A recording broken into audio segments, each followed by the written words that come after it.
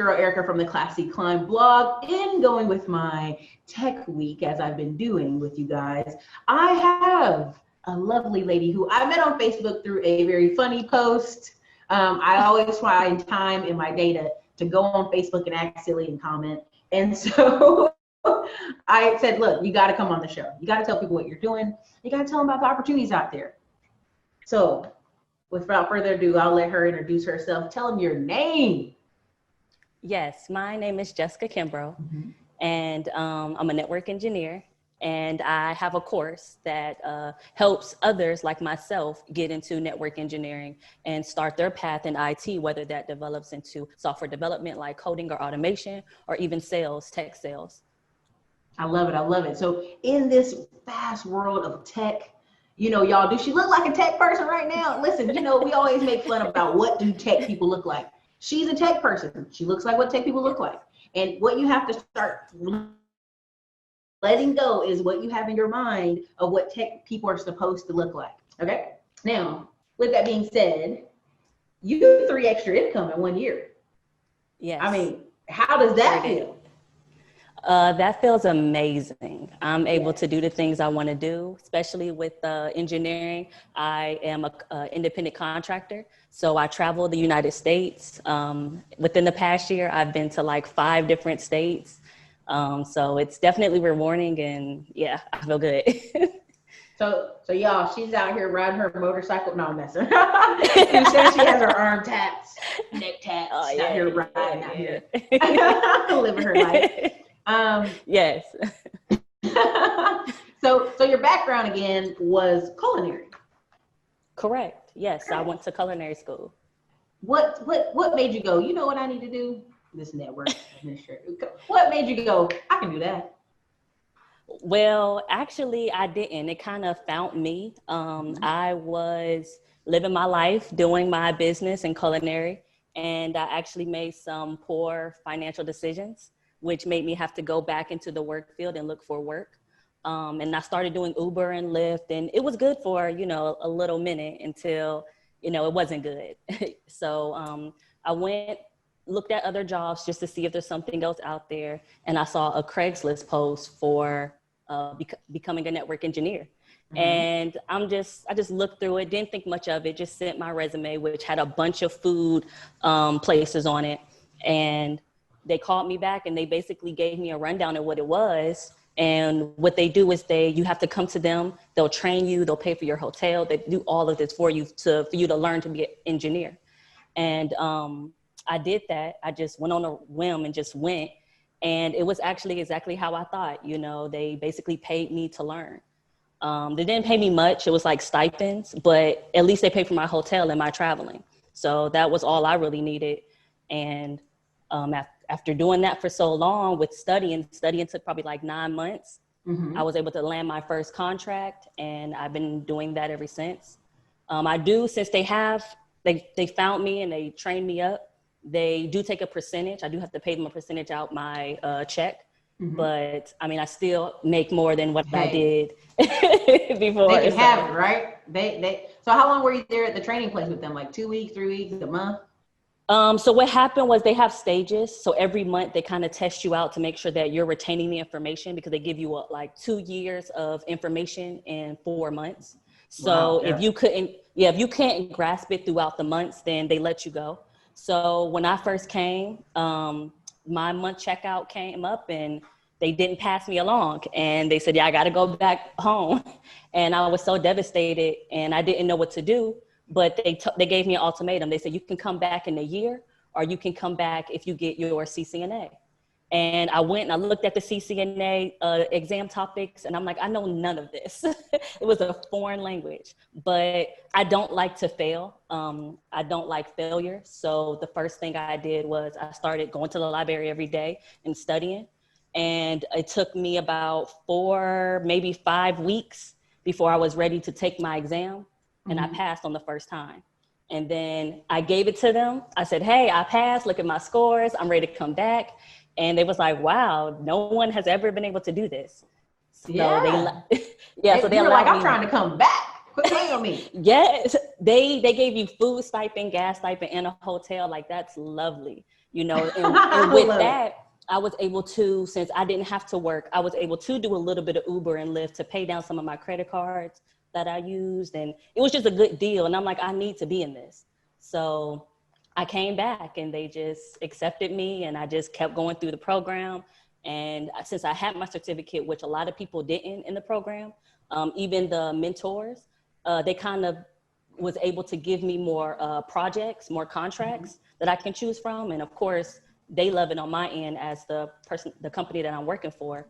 And, you know, I've just been working, bouncing around, even through this pandemic. It's so crazy. I love it. I love it. So, so really the biggest part of all this is it's possible.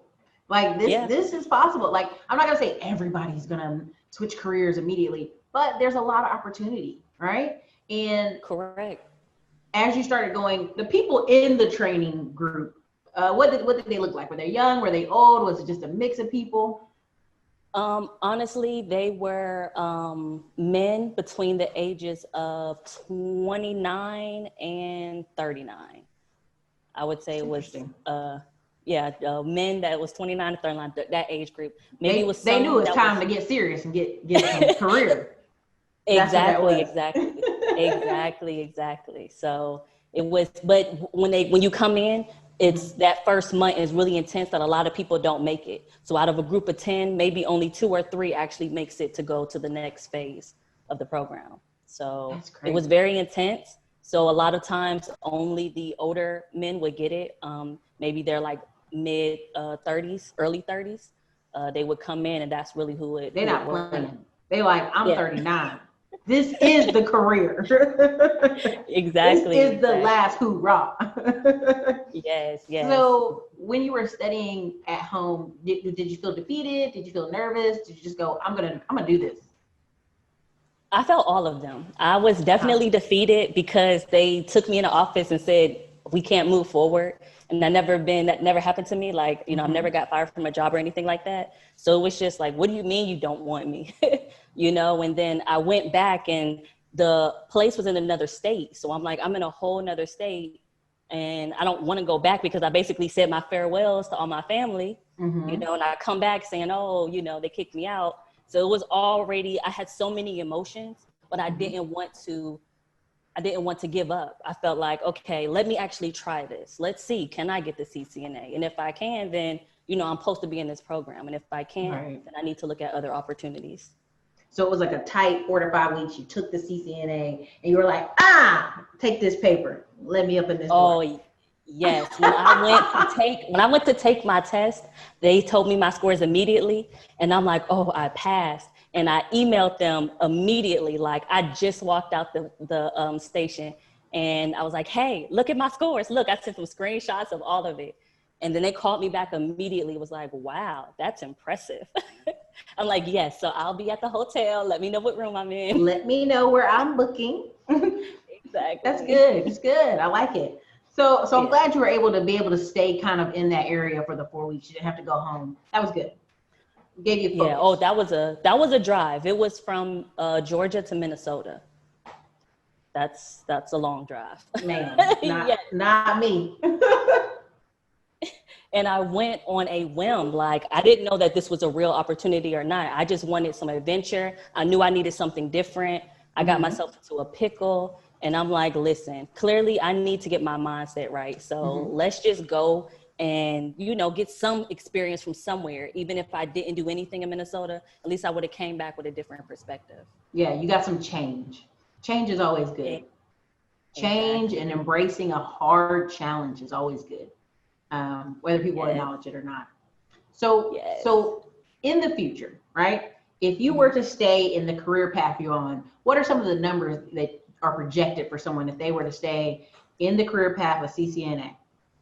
Well, CCNA, that actually caps out at an average of about $75,000 a year. Very nice. I am actually about to take my next exam, which is the CCNP. So that's one exam up, which is professional instead of associate. And that right there will get me a good 90 to 100K on average. You can always go to the last step, the last certificate, which is the CCIE. But since I'm taking the CCNP, that's basically I'm going to say a written part, because there's 2 parts to it. So it's like a written part of that last exam. So this exam that I'm taking, it's worth 6 figures. It can go all the way up to 25. I love it. Yeah. The 25 what? Say it again.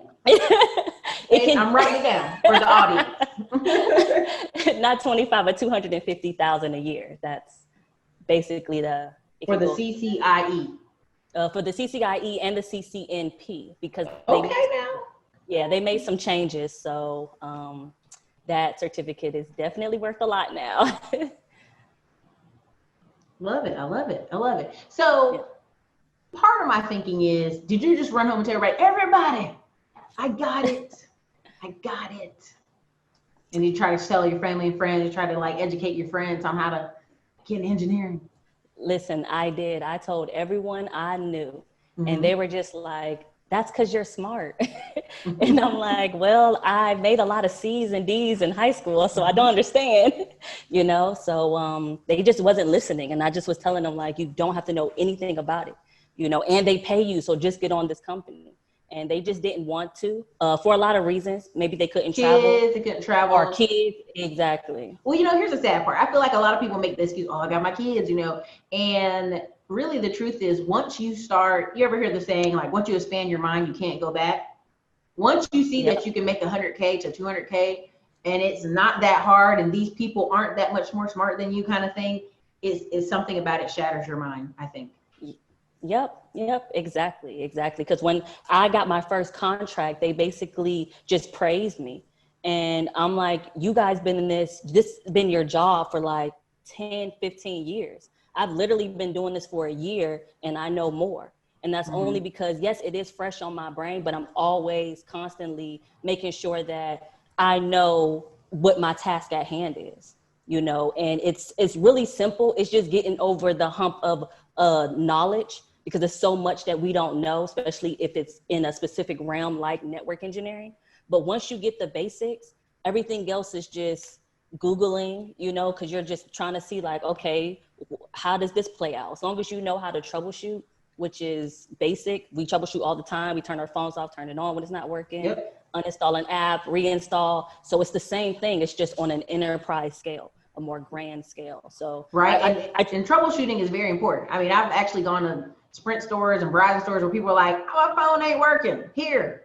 And they don't even try to figure out, okay, what's wrong with it? What's possible? I've seen people literally turn somebody's phone off and on. I'm gonna be like, if you don't get out of here with that, but that's troubleshooting is key. Exactly. So what made you put the course together? You're like, somebody got to learn this. Correct. Somebody has to learn it. My passion is not tech. I got in it literally because I saw the numbers, and I figured that would help me get out of debt. And then I can help me have a clean slate with getting my food business back on order. And so far it has. So I'm transitioning into being in my business full time, but I don't want this knowledge to go to waste. And I can, teach people all day, but I figured, you know what, let's just come out with a course. And at least for the first people, we can, start doing lives. I can start feeling how everyone wants to learn. And then I can actually have it to where it's just, on automated, to where they can actually just go to it and, hey, here's the course. Because this information is good for a good 4 years, because it's based on this new CCNA. So it's good for 4 years. So at least anybody within the 4 year time can hop on and learn something at a granular scale, because I wasn't taught that. I was taught at a high level, which made me not understand. And I felt like I can't learn this. Somebody with a degree has to do this. Or if you was already technical, you have to learn this. But when I taught myself, I had so many notes. I researched over and over, YouTube, Google. I even had some books as I was in the library, and I just put it all together and made it work for me. And it did. I love it.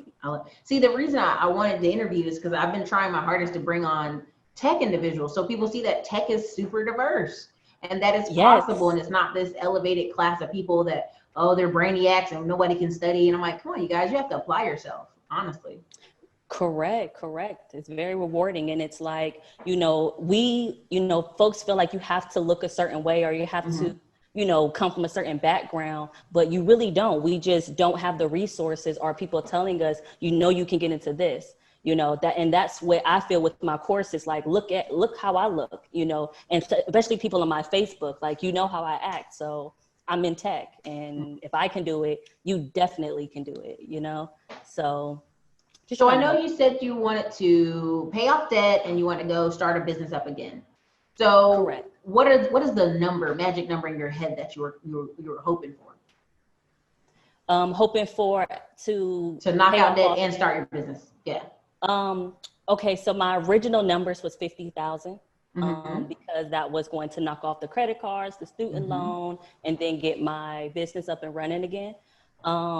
But after doing after being in this field, I was able to actually still grow my mind because I'm traveling. So I don't really have time to hit the ground running. So I was able to look at alternative options, cost saving options. So at the end, after my first contract, I really just needed like 20,000 to really, help me get me started. And so far I've did that. So that's why I'm transferring my knowledge over. Yeah. So when you gonna knock out the debt-free scream, Dave Ramsey. And you know what? I tried his method and it was okay, but I got into a lump sum and I just paid it. You're like, paid them all. I'm out of here. Done. Yeah. I decided to eat like ramen and just like bread, peanut butter jelly sandwich because I'm like, you know what? I'm going to eat sandwiches and noodles because I'm going to pay off my debt. Yes, I'm making money, but I want to be debt free, at least with consumer debt. Like I know that I may have my student loans that I'm kind of working on, but everything else, I'm good with. See, I love it. People don't understand that debt will hold you in jobs, situationships, entanglements, and all kind of mess for years when you could just get serious. Yep. Yes, you took a big leap, but like you're being consistent and serious and you got rid of that debt. That is true. Consistency is definitely key. And it only took me a year, it took me probably 2 years to really get into my business, do it. And then I failed. So it kind of was like 2 years was gone, but I decided to focus on only making sure that my debt is paid off and I can effectively, invest in myself. I can't invest when I have credit cards that's like minimum due. So if I just took that year off away from my business, now that helped me not even develop my business, but develop it in a better way. So this was definitely. It was worth it. It was worth it. Yeah. So part of what I was going to ask is, what were the kind of people like in the program? It was mostly men, right? And so yes. Were they any people, did y'all have conversations? Did you talk to them? Were they kind of standoffish? What was it kind of like there? Well, for me, they definitely were interested in me because it's not a lot of Black people. Yeah. And if there are, they're not a lot of Black women. Yeah. So they're like, hi.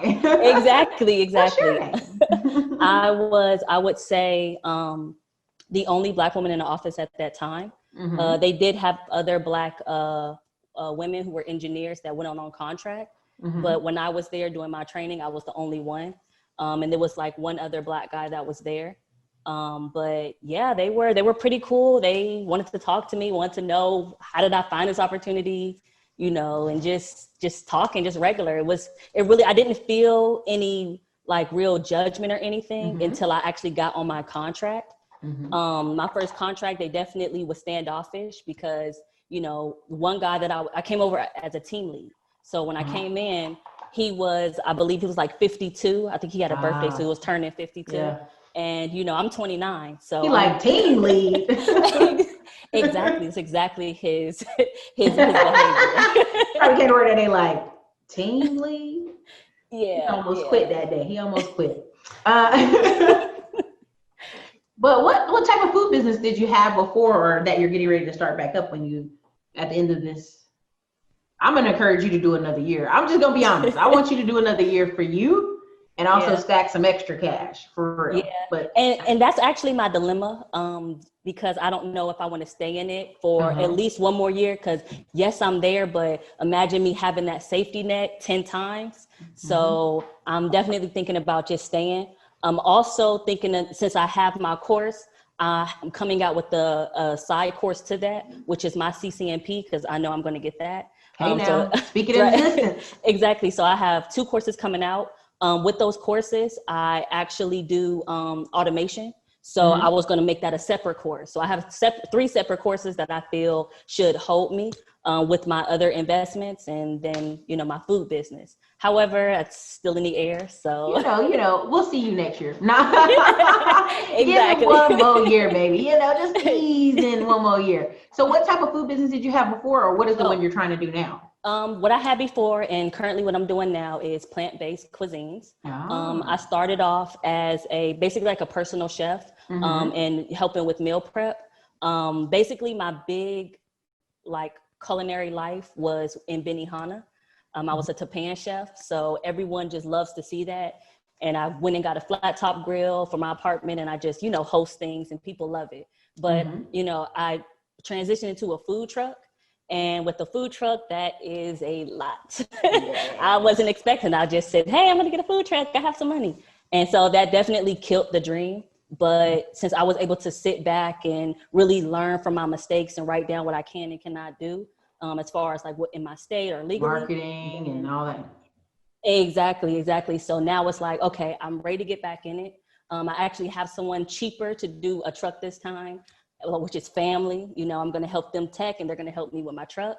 So it's just connections being made, especially with being in that program and traveling.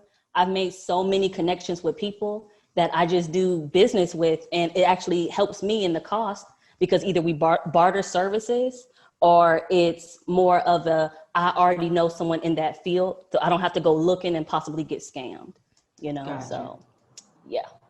I feel you on that. So again, I love it. Now y'all, I want y'all to make clear y'all heard it now, okay? CCNA stands for, again, what does it stand for? It stands for Cisko Certified Network Associate. So that's the basis level of you getting into networking. However, it's the basis to getting into IT, I feel, because you can always deviate to any path you like. Like I said, development, coding, sales, because even I started coding at the in program because I had checked out and I didn't have that much to do. I was waiting on the contract. So I decided to teach myself Python, and I built a couple, help build a blockchain. And I made a website from HTML and CSS. And it's like, I would have never got that exposure had I not decided to just jump into something and actually learn a skill that gives me now 10 skills, so. And then the next level up is CCNP. Yes, which is the Cisko Certified Network Professional. Got you. Okay. Yes. Listen, I just want to make sure they have these titles. I'm going to fill it out in the description. Don't ask me during the what is the what? Okay. And then the last one is CCIE. Yes. And that is the Cisko Certified Network Expert. Yeah, that's expert pay. Exactly. They get a lot of money because you have to pay them almost, I believe it's $1,700 for the exam. And you can only go in either North Carolina or I think California to take the test. And it's basically just a big lab to where you just have to fix whatever's broken. So it takes 3 days too. Oh my goodness. Oh yeah. No. Yes.